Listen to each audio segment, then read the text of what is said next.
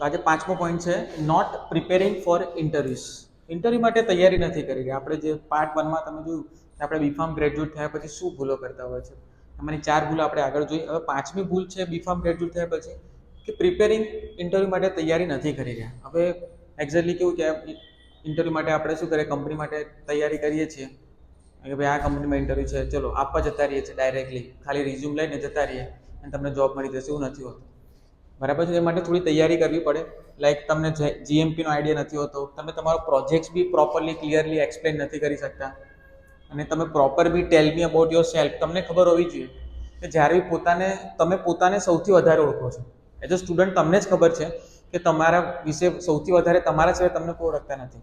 તો જ્યારે બી તમને ઇન્ટ્રોડ્યુસ કરવામાં આવે કે ઇન્ટ્રોડ્યુસ યોર સેલ્ફ, તો તમે તમારું બેસ્ટ રીતે પોતાની જાતને તમે બતાવી શકો કે પોતાની પ્લસ પોઈન્ટ છે, પોતાના સ્ટ્રેન્થ એન્ડ પોઈન્ટ છે, તમારા એચિવમેન્ટ્સ છે, એ તમારે કહેવા જોઈએ અને સારા અને સરસ વેમાં. લાઈક ફોર એક્ઝામ્પલ 1-2 પોઈન્ટ્સ તમને યાદ રાખો કે ફોર એક્ઝામ્પલ આઈ એમ હિતેશ કટારિયાની જગ્યાએ આપણે my self doctor Hitesh Kataria, એવી રીતે તમે જો શરૂઆત કરો તો it will be good impact પડી રહ્યા છે. તો એવી રીતે તમારે પોતાના ઇન્ટ્રોડક્શનમાં બી થોડા ચેન્જીસ કરવા જોઈએ.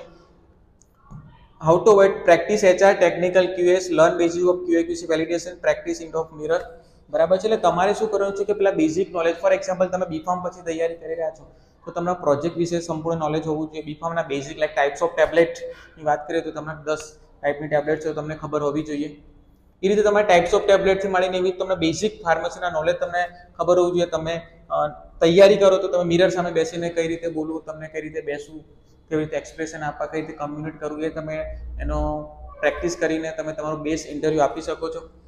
એટલે યાદ રાખો કે interview is not a test of knowledge, it's a test of confidence. જો તમે જેટલી એની પ્રિપેરેશન્સ કરશો તેનાથી તમારો કોન્ફિડન્સ બિલ્ડઅપ થશે.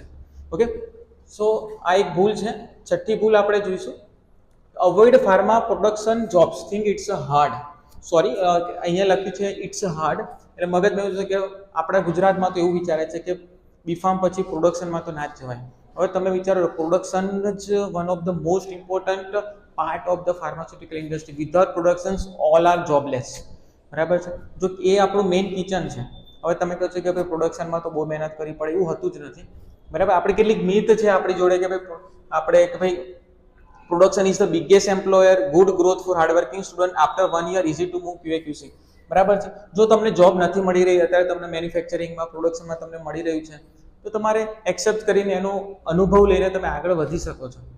તો બધા છે કે પ્રોડક્શનમાં તો નથી જવું, બધા સારા ડિપાર્ટમેન્ટને વિચારે, તો બધા સારા ડિપાર્ટમેન્ટમાં જશે તે માટે પ્રોડક્શન હશે તો બધા ડિપાર્ટમેન્ટ ચાલશે ને.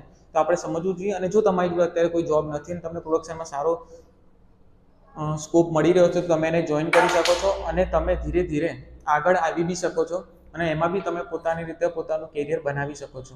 એટલે એવું જરૂરી નથી કે પ્રોડક્શન નથી સારું. પ્રોડક્શન બહુ સારું છે અને એમાં બી તમે આગળ મેનેજર લેવલે બી તમે આગળ જઈ શકો છો. 7મો પોઈન્ટ છે બિલીવિંગ મિથ્સ અબાઉટ સેલરી.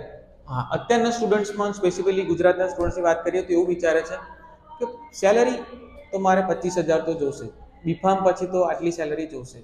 અત્યારે તમને પહેલા વર્ષે આપણને જે બી સેલરી મળી રહી છે, જે બી આપણને ઓફર આપી છે ફર્સ્ટ યર, અત્યારે તમને જે બી સેલરી ઓફર થાય છે એક્સેપ્ટ કરો. અત્યારે ગુજરાતમાં સરકારે બહુ જ એપ્રેન્ટિસ તરીકેની શરૂઆત કરી છે.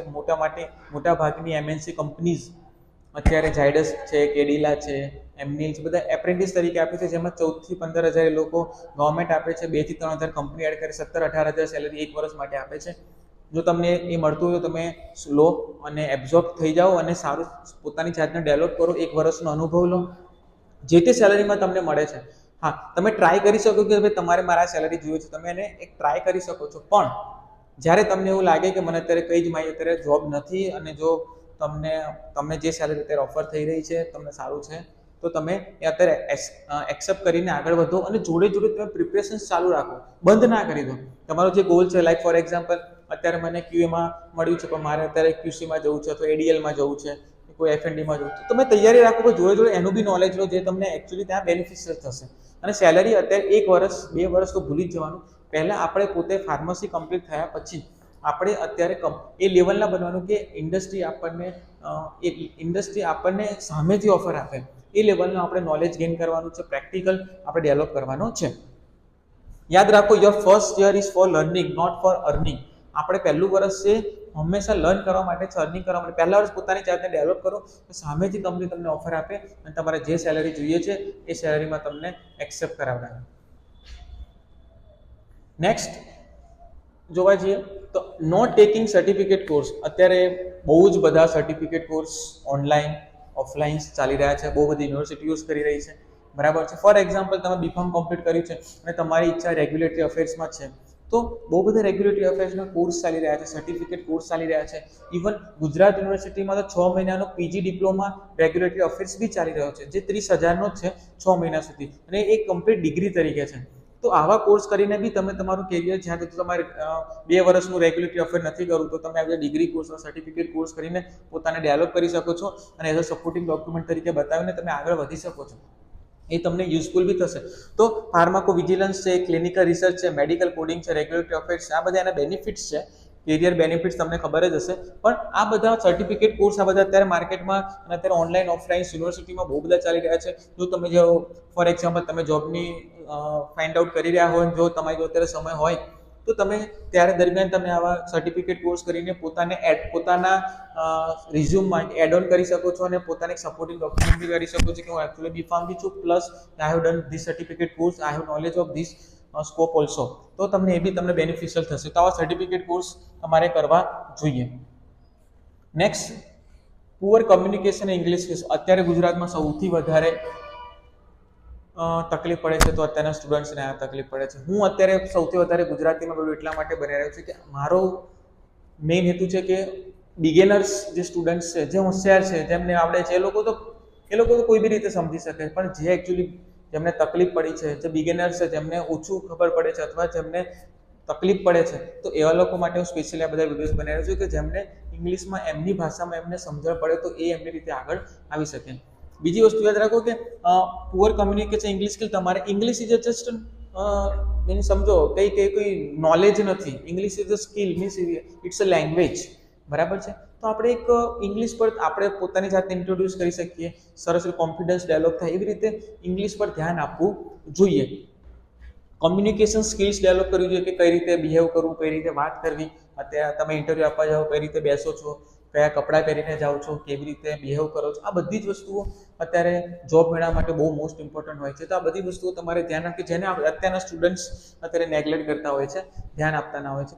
ફોર એક્ઝામ્પલ, એ લોકો ઇન્ટરવ્યૂ આપવા જાવ તો જીન્સ પહેરીને જતા હોય છે. ધીસ ઇઝ રોંગ, એ જરૂરી નથી, બરાબર છે, ખરાબ લાગે છે, પણ આપણે એ બધી વસ્તુઓ સમજવું જોઈએ, બરાબર છે.